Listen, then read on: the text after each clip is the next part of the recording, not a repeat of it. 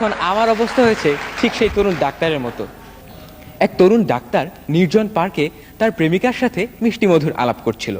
তরুণীর হাত ছিল সে ডাক্তারের হাতে, আর তরুণীর হাত দুটো ছিল নিখুঁত সুন্দর শৈল্পিক। এই কথারই তরুণ ডাক্তার বলছে এভাবে, বাহ, তোমার হাতের পালস তো খুব টাইমলি বিট দিচ্ছে। এখন আমার অবস্থা হয়েছে ঠিক সেই তরুণ ডাক্তারের মতো।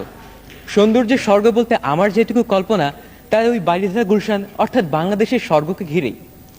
এতক্ষণ তো আমি আমার হারাবার পরিকল্পনার কথা বললাম, এবার তাহলে একটা শঙ্কার কথাও বলা যায়। গুলশান বনানীতে না হারিয়ে অন্য কোথাও হারাতে গেলে ভুলেও যদি আমি একবার ঢাকার ট্রাফিক জ্যামে পড়ে যাই, তাহলে ওই মনে মনে না হারানো ছাড়া কোনো উপায়ই থাকবে না। এক জায়গায় যদি ৩-৪ ঘন্টা থিতু হয়ে বসে থাকি, তাহলে হারাবো আবার কোন সময়? তাই আমি হারিয়ে যাব গুলশান বনানী বারিধারা। এদিকে আসতে হলে বড়জোর উত্তরা কিংবা ডিওএইচএস, মহাখালী পার হতে হলে আমি বাপু ঘরেই বসে থাকবো, অত হারিয়ে কাজ নেই। এর চেয়ে আমার কল্পনায় ঢের ভালো, কেননা আমার মতন অক্ষম এক বাঙালি যুবকের ওখানে হারানো হবে না।